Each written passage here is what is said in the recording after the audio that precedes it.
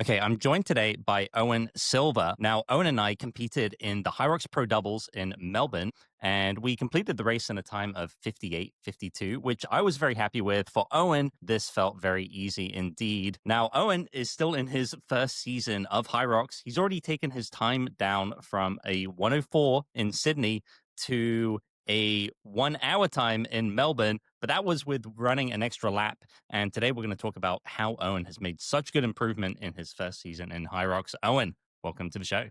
Thanks, John. Happy to be here. Very flattering intro. And the doubles was definitely not easy for me. I was pushing hard. Well, arguably, I made it extremely hard by doing very little work on those stations. And that's something we'll get into. That's something we'll get into. But maybe let's start here. So, Owen, so you're in your first season of HYROX. What made you get into HYROX? Why did you decide to pursue this competition to begin with? Well, that's a great question. I was doing triathlon from about 2020 to 2024, and I think I just got a little bit burnt out. And I really like the gym. I've been going to the gym for 12 years now, and I felt in triathlon it wasn't actually helping me that much. Like, yes, that you can do some leg strength training, but I really enjoy doing all sorts of training at the gym, a bit of like powerlifting, power building. And I felt like with HYROX I could hold a bit more size. I actually don't think that's as true as I thought it was at the time. But we can talk about that later. So yeah, I thought I'll do some gym, get stronger, and then that'll probably help me with HYROX. And I still like to run. I still like, endurance sports. So I thought maybe it's like the perfect balance between the two. Yeah, I think a lot of people get into HYROX because they see it as being relatively balanced. So you've got both the endurance side and you've got the strength side. So you mentioned that you don't think you can hold as much muscle or as much strength as you were anticipating. Yeah, walk us through that line of thought. So how was your thinking evolved on that? Yeah, I maybe it's controversial, but I think a lot of people also agree. I think it's like a runner's sport or a triathlete sport. And, like I think you would do a lot better if you did triathlon for 10 years and then did like weight training for 1 year or like technique training than if you did weight training and technique training for 10 years and then 1 year of running. Like you need a huge base. The running for you're doing I 1K, but you're essentially at like threshold the whole time. If you could run a 32-minute 10K and then get through the sleds, like with 6 months or a year of training, you're going to do way better than if you run a 1 hour 10K, but you can move the sleds in, like you just continuously push the sleds. I think we'll start to see like the optimal build for HYROX come out. And I think it's less of like a Hunter McIntyre and more of like a Tim Vanish or, like a not like weak. You still have to be strong, but I think it's easier to get that strength with technique. Yeah, maybe like moderately tall and like been running for a long time or some Yeah. endurance. Yeah. No, I think it's a really interesting topic. I think we've seen people come from all kinds of different backgrounds do very well at HYROX. You've got more that CrossFit stereotype. You also have more the triathlete stereotype. I do think the triathletes have had an easier time with transitioning to the sport. And Owen, you are a perfect example of this. You are in your first season. You ran a 104 right out of the gates. That is a dream time for many people. Yeah, maybe walk us through what it took to get that initial 104 time in Sydney. This was in the HYROX Open. Walk us through the training that you did to get to that 104 initially. Well, I think I went in a little bit overconfident. My original goal was like my first HYROX getting sub 60. And I think I underestimated, well, HYROX is hard, doing things after like fatigued after a sled push or lunges is hard. But also I didn't really factor in the rock zone. So when you see people like skiing, 4 minute time, that's including like the bit running up to the ski erg and running away from the ski erg. So I think like that makes it pretty hard. What did it take? I had a really big base from triathlon, but then I took 4 months off. And so it was like 4 months where I was running like less than 10Ks a week. It was mostly learning the movements. I'd never done like a wall ball in my life. And then just getting my running back. And that's pretty much it for the first one. And like that was many years of training very hard for triathlon. So I don't want it to sound like HYROX is like easy sort of thing. I already had a decent base. But let's be a little bit more specific there. So in terms of this base that you'd already built, so give us a sense of what you were running for like your 5K or your 10K or your half marathon going into that, and roughly how many hours had you been training for triathlon, over Yeah. the past 2 to 3 years prior to HYROX? Give us a sense for that base. So probably 5K was 1640 to 17 at the time. This is like before the 6 month break or the 4 month break. I did literally just before I stopped, I did a 2:47 marathon. And I had just done like some big triathlons, not Ironman. It was like a world championship in Townsville, which was like 3/4 of a long course triathlon. And so like pushing maybe, 270 watts for 2 hours, 3 hours on the bike, if people know like bike power, and putting in towards the end, like almost 18 hours a week, maybe like 11 hours of like aerobic or like endurance training, and then 4 or 5 hours of gym and a bit of stretching, yoga, calisthenics, getting towards the upper end of what a amateur athlete would do. Oh, and you're somebody who now understands both the sport of HYROX as well as the sport of triathlon. So how do you think your numbers would benchmark against a HYROX time? So was that the equivalent of going sub 60, or how would you benchmark yourself in triathlon versus the equivalent in HYROX? That's a really good question. I've been thinking about this, and I think I'm biased because I've always enjoyed doing like a little bit of gym at least. So I think if you took like a pure runner, like it wouldn't be a direct transition. But maybe I thought, 1650 on a 5K, I've got a bit of speed.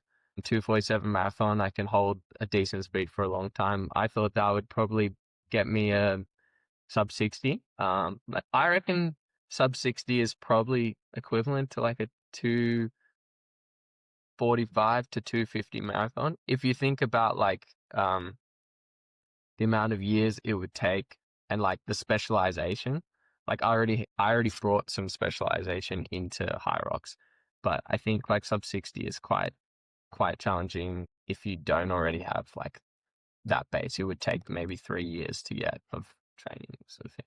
Are you saying, Owen, that your initial goal, racing race one, you were planning to break 60 minutes on that first race? Was that the goal? Yeah, I saw the times and like I knew, or I thought I definitely could have like 4 months earlier, but I thought I could run sub 4 minute Ks. I did a marathon at 3:58 per kilometer or something. And people say it's roughly a half marathon pace. So I thought, yeah, like as long as I know the techniques and I don't completely stall, I should be on for a sub 60. But yeah, I didn't factor in the extra 600 meters of rock zone. I was pretty much spot on. Like I got 64, and I made a few mistakes, and there was like 600 meters of rock zones. In terms of pacing and stuff, I think like, yeah, if you brought some pro triathletes in, and gave them 3 months to practice technique, I think like a lot of them could go sub 60 at least in the opens. Yeah. Okay. Okay. All right. Well, let's now jump forward. So now we're in December of 2025, and you're racing your second HYROX Open race, and you've already cut 5 minutes off that time. You run a 1 hour and 48 seconds. That is with the extra lap. So tell us what happened in that race. How did it feel compared to the first one? And how was your training different? What do you think explained that 5 minutes of time that you saved? Yeah, just knowing the course and like what to expect is a real boost. I think what I did to get from that time in June or July to December was basically work on my wall balls and work on my running.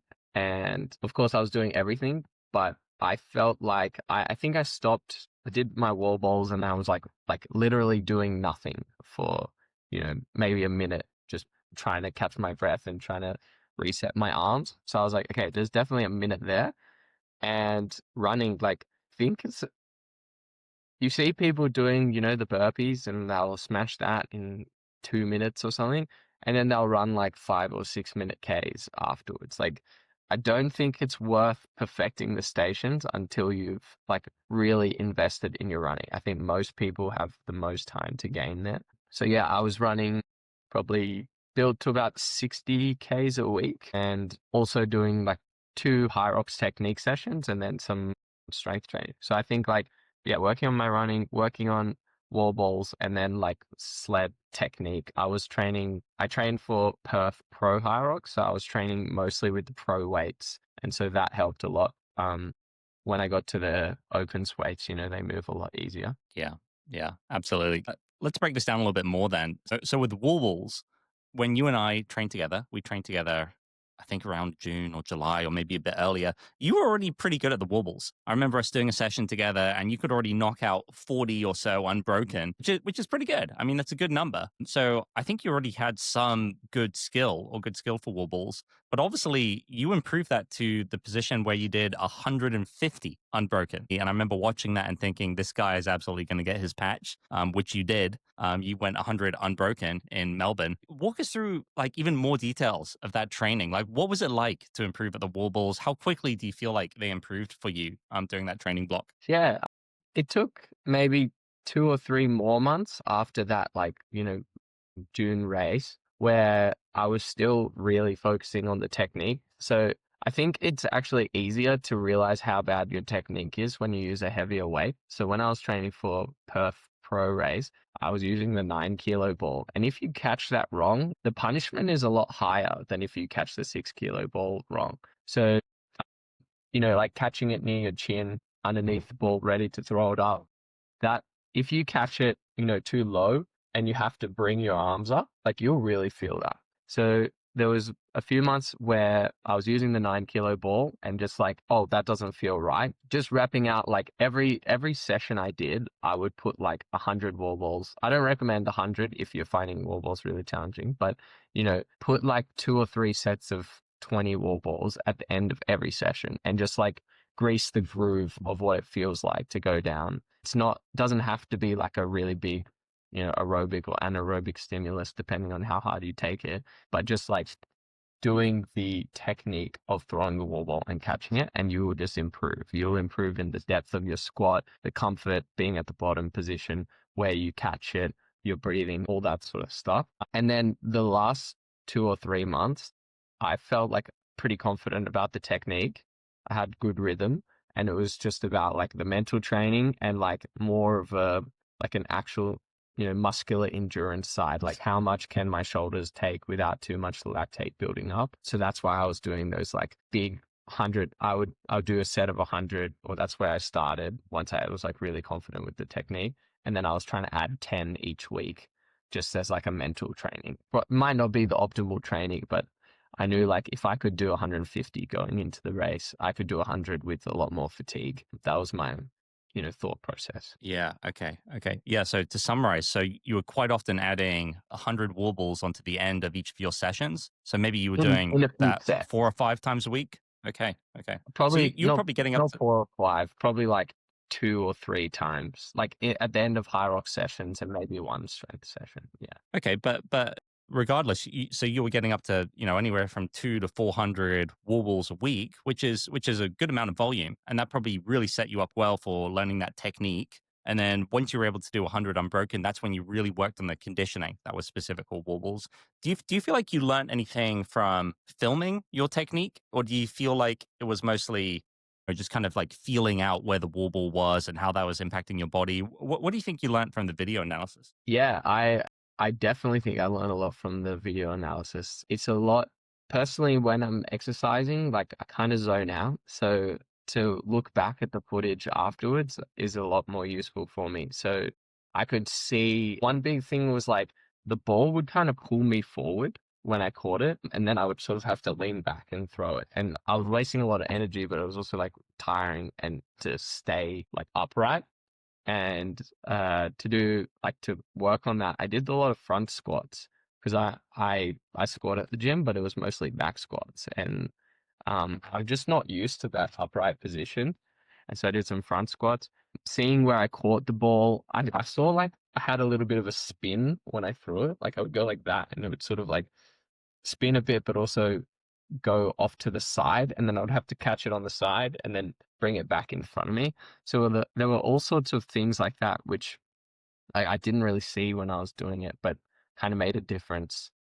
Yeah, 100%. If you're not recording like pretty much every station, although wall bowls is probably the most technical, there's opportunities to improve all of them. It's like swimming, Yeah. you know? you think you're doing it right, and Yeah, then that's you look at exactly the what I was video. thinking too.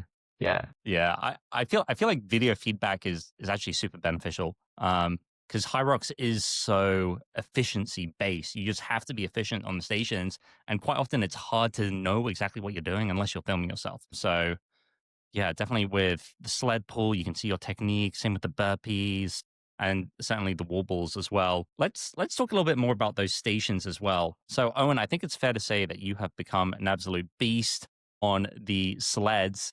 Your sled pull during our doubles was quite something to behold. You're also very strong at the sled push. I think you were good initially in July, but I think you've really taken that up a level. So walk us through what's happened over those last 5 months that's made you so powerful on the sleds. Oh yeah, training sleds probably 2 or 3 times a week, and I was training with the pro weight for Perth, and I was feeling confident going into Perth, and then at Perth, like I pretty much blew up on the sled pull. Like it took me 6 minutes or something, and there was a bit of problems with like my feet slipping onto the line and discussion with a technical official. But after that, that was like I never want that to happen again. So I really doubled down on the sleds, specifically the pull. Did a bit of like weight training for it, some like deadlifts, but mostly just sled pulls, heavy sled pulls. Yeah, 2 or 3 times a week. Looking at how I can, like the start of the sled pull, where you're sort of like bending down. But before I was bending like all the way down into like a full depth squat. And now I watched some of the like pro videos and they don't bend down as far. You know, they're like maybe a little bit below 90. And like I've seen the interesting thing is I've seen like very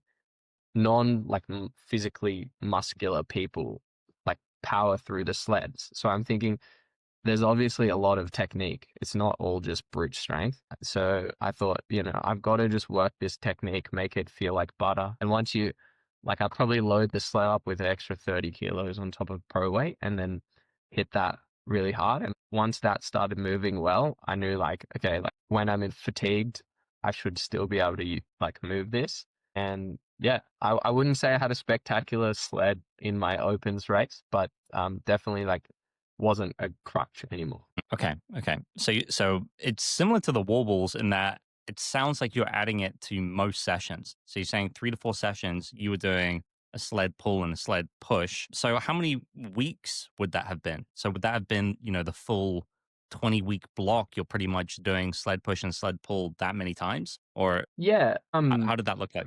it sounds like a lot, and like to be honest, those were the two that were my biggest focus, like wall walls and the sleds. So like it wasn't like every session was every single station. But yeah, probably like it was more like two sessions of sled pull per week and 2 sessions of sled push per week. And like maybe one of those sessions would be the same session, depending on the gym availability, really, of the sled. But yeah, it pretty much was the whole block from Perth. I mean, even before Perth, but from like September Perth to December, yeah, it was probably sleds every week. I put sled in my leg day, like my normal like bodybuilding leg day. I feel like they're a pretty good stimulus for your legs, even like, not caring about HYROX. I think they're an athletic movement. You get a lot of, like engages pretty much your whole leg. And yeah, just working on the technique, like mostly heavy sleds. Like I know some people do like they have a heavy sled day and then they have a speed sled day where they'll load it lighter. I didn't really do much of that. I did like heavy sleds as if I was in the race, and then as I like sort of tapered a little bit, I took a little bit of the load off, but not because I thought like that was the best way to train for me at the time.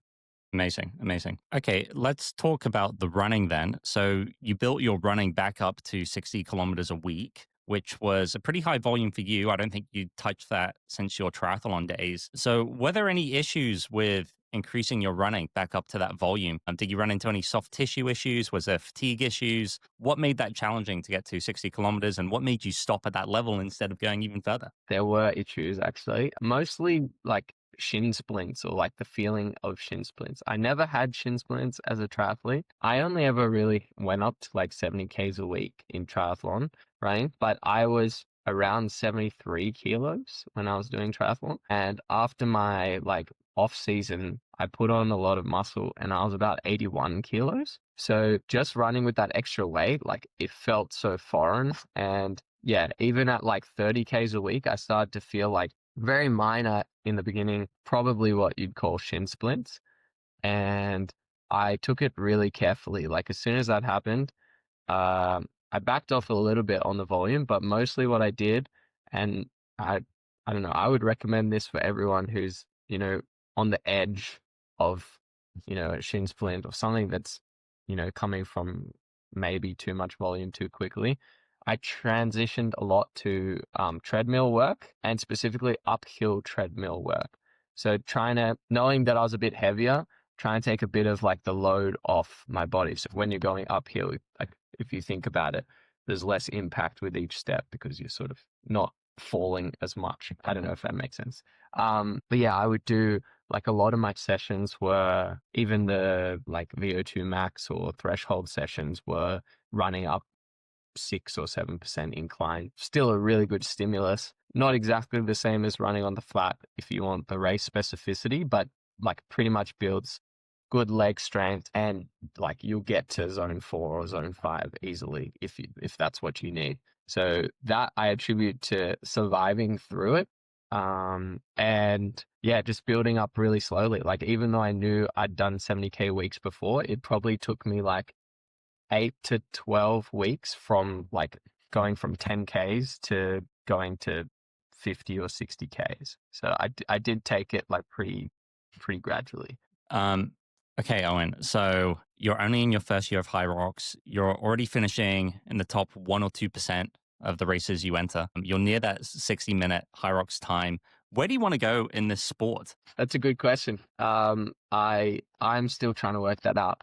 I think the gap between the high level amateur and elite 15 or, the top level HYROX athlete is pretty big. It's hard to jump that gap. And I'm getting close to where I was in triathlon, where there's not too many people around your level, but there's also like a lot of people a big jump ahead of your level and questioning whether I want to invest in HYROX or go down another avenue. I love the learning curve, like the first 9 months of HYROX have been so fun because I'm learning a new skill, learning new programming, all that sort of thing. So I'm thinking of maybe going into CrossFit or even picking up like Brazilian Jiu-Jitsu. I don't think I'm done with HYROX, but yeah, I haven't decided if I want to fully commit and do like 3 years of training because I think in 3 years we're going to have a new generation of HYROX athletes that are running, close to 50 minutes and you won't even be able to compete really. I'd prefer to pursue fun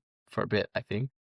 So for you, the learning curve is more motivating than perhaps really pushing yourself towards maximizing your potential? Or how do you think about that? Because obviously you could go faster, right? You could go faster in HYROX and you could keep on grinding out these minutes improvements, year on year. Is that just not particularly motivating for you to like get into that grinding mindset? I love to grind and I'm happy to grind. I've done it before for triathlon, but I think like HYROX as a sport isn't exactly what I want to be grinding for 10 years. Like I'll enjoy trying new things, but also I think like, let's say I grind for 3 years and I get my time to 56 minutes. That's like the new sub 1 hour, like I'll probably only improve with the improvement of expectations of the majority. And there's, kids that will be growing up in HYROX gyms and they'll be getting, like training since they're 13, like you see for other sports like breakdancing. And like, I'll be the people that are really impressive. And like, I'm happy to leave that to them and pursue whatever, tickles my fancy at the time. If that makes sense. Let's briefly touch on the HYROX doubles as well. So that was the race that you and I ran together and we finished, what was the time? It was a 58:52. How did running that race compare to running the singles in terms of how it felt for you, Owen? I really enjoyed it. If once you mentioned that, like if I did do HYROX, I think like long term, I think I might even move to doubles. I think it is a completely different style of racing, more anaerobic, it's less of just like a endurance slog, which I've done a lot.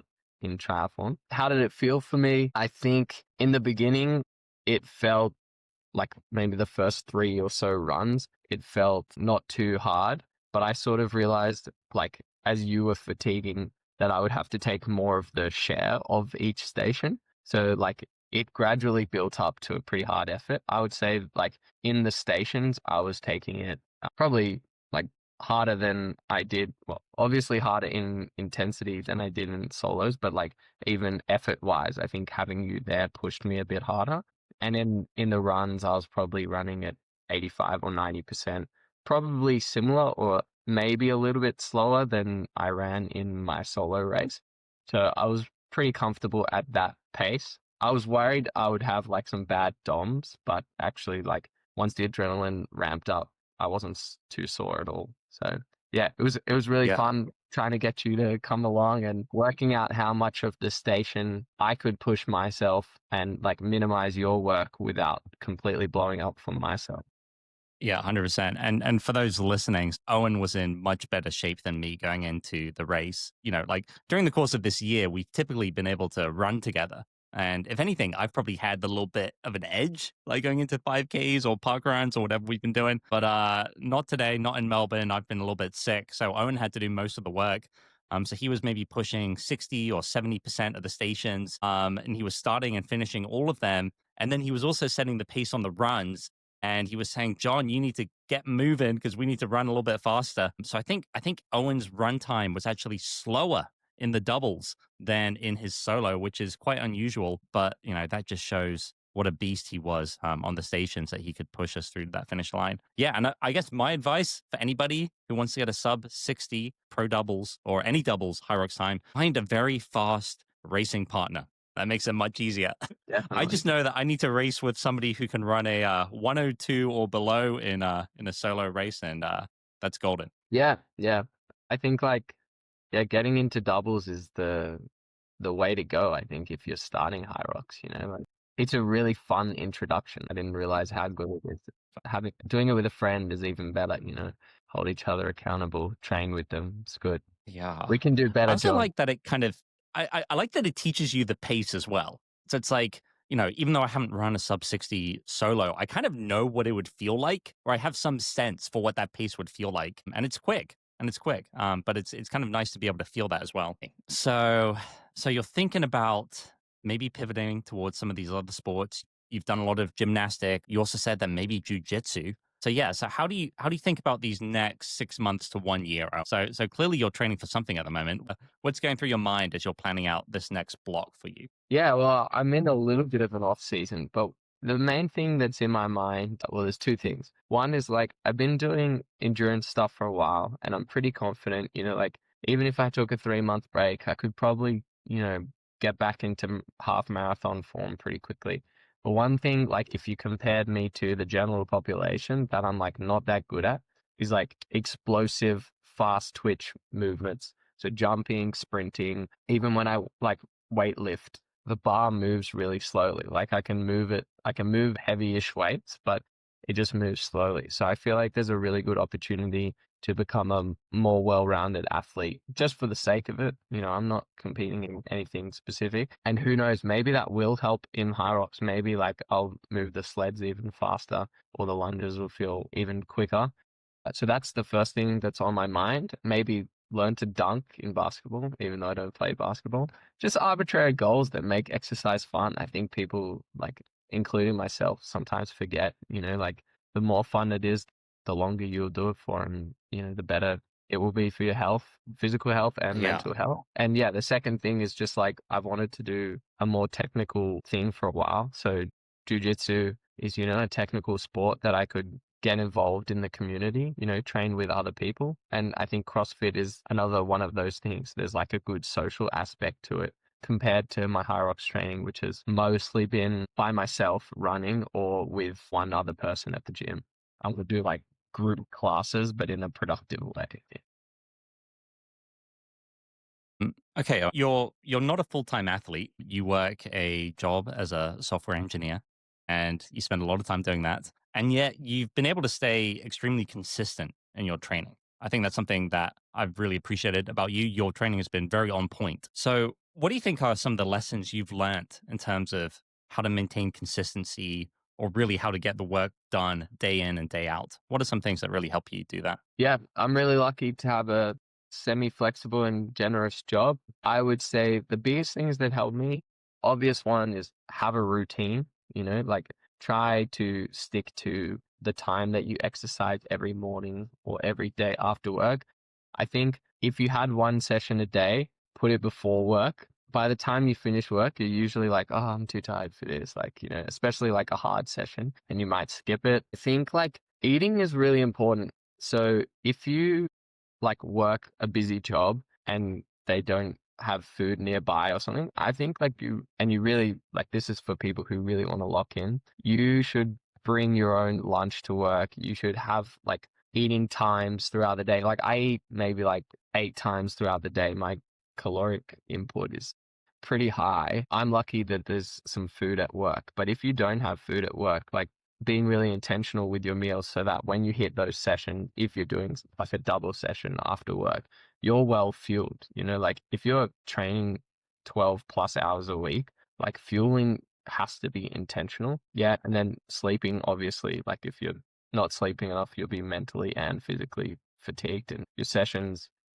if they're going well, you're probably not recovering optimally from them anyway. So yeah, there's a few things I think another thing which I found a big difference is like a stand-up desk. If you can get a stand-up desk, you don't have to stand up all day, but I was getting really tight hip flexors from just being in like that closed seated position all day, and just standing up like 4 by 5 or 10 minutes per day improved like my hip tightness by so much. And like I feel like everyone who works an 8-hour job should really invest in a stand-up desk. I was skeptical, but definitely worth it. And like stretching, like every hour, stand up. Like I think these are like common ergonomics practices, but like everyone forgets them. And as an athlete, it just becomes like 5 times more important because you need to use your body and you need to have like the full ranges of motion. And if you're seated all day and you get shrug shoulders and tight, you're just like you're not going to have fun whilst exercising because you're going to be so, tired. Great. That's great. Okay, Owen, and clearly you're very good at math. You're very good with numbers. Are you tracking anything in terms of your own training, in terms of the data and analytics? How much are you investing in that kind of thing? Question. I would say on the tracking side, I track most things like the weight numbers and my K time and all that. On the analysis of the tracking at the moment, not so much. So like sorry, maybe like recording is a better word. I try to record everything so that I can look back at it. But right now I'm not analyzing it and going like, how can I bump this up this amount? Like I was doing that really closely in triathlon, and I do think it has a place, but you need to be in the right mindset. I think sometimes overthinking the numbers can lead to one, just a bit more stress and less enjoyment, but also like actually just not like hitting the sessions to feel, and sometimes feel is really important. Like if your FTP or like, I don't know, your K running pace is usually 4 minutes, and then you feel off one day and you run 4 minutes 20 or something. Like if you ran 4 minutes, you're not going to be hitting that like the zone that you intend to hit. And sometimes like there's too many metrics to track, like your HRV combined with your running pace, combined with the temperature, that unless you have a coach that knows everything, like it's really hard to nail that. And sometimes just taking a step back from the technology and being like, okay, I'm going to just run to feel. I know it's a hard session today. I'll run hard, sort of thing, can be more enjoyable. I don't know if it's more optimal. Maybe Ola will tell you, no, you should be tracking lactate and all that, but more enjoyable for sure. Yeah. Okay. Let's cover a couple more topics then. So you mentioned coaching there. So from what I understand, Owen, you are currently self-coached. You program yourself. Have you thought about hiring a coach? How do you think about that kind of trade-off for yourself? I definitely have, and I'm moving more towards, yes, I will hire a coach. I think coaches can be great to just learn like how they would, even if you like think you know everything, getting someone else's opinion, having a coach would be like a great boost and like give you some alternate ideas. I am self-coached, but I have had some like, mentors in the form of like my triathlon club's coach, like I saw what the the people working under them were sort of doing. I have friends that are coached. I'm sort of absorbing it, listening to podcasts, that sort of thing. I think where coaching is like absolutely beneficial is like in things that are like technical. Like for swimming in triathlon, I think a coach is really valuable. For like Olympic weightlifting, really technical, that a coach is like a must have. And then for things like HYROX, the movements aren't so technical. So I think what a coach would offer you, like rather than, looking at your form and going like, hey, adjust this, which has some value, the main thing they offer you is like the programming aspect. So where to place your sessions within a week. And I think there's a lot to gain from that, but also I like to keep my week flexible and tailored around, my work and friends' activities. And I actually enjoy programming. So for me, it's never been a super high priority to get a coach because I lose a bit of that flexibility. But now that I'm thinking of starting some more technical sports, definitely gonna get a coach. Yeah. Have you thought about becoming a coach yourself? I know that you have this Instagram channel that you've been building up a little bit. I watched some pretty good reels there. So how are you thinking about where you want to go in terms of your personal influence in the coaching and exercise space? Yeah, that's something I've been thinking a lot about recently. I definitely want to move into more of a coaching or like guidance, physical guidance space. Doesn't necessarily have to be coaching.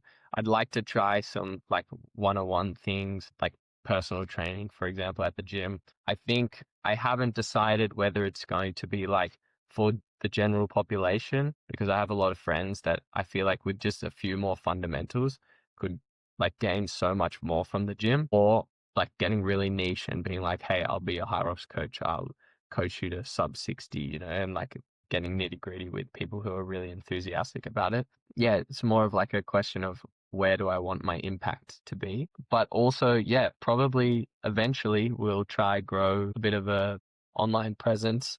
That's what I've been trying to do on Instagram, and then perhaps doing like more scaled coaching, so some online programs, stuff like that.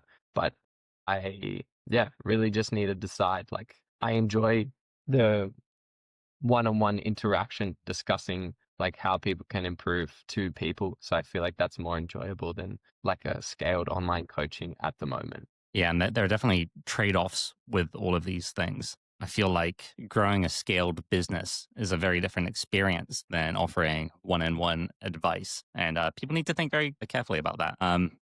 Okay, Owen, final question. What is capturing your curiosity at the moment? Is there anything that you're really interested in learning about in terms of exercise, or maybe broader in terms of other things that you've been thinking about? What is on the edge of your curiosity right now? I would say it's Olympic weightlifting. I think like just realize looking at it, I always thought like, oh, like why are they making lifting so complex? But now I scroll through YouTube shorts of like people snatching. I have a goal of snatching 100 kilos now, which is a lot harder than it looks, I think. And yeah, I'm keen to get a coach for that and delve into that rabbit hole, I think, and see if it helps in any of my other sports. Maybe, yeah, the explosivity. Thanks, Owen, for being part of the show. Well, thank you so much, John.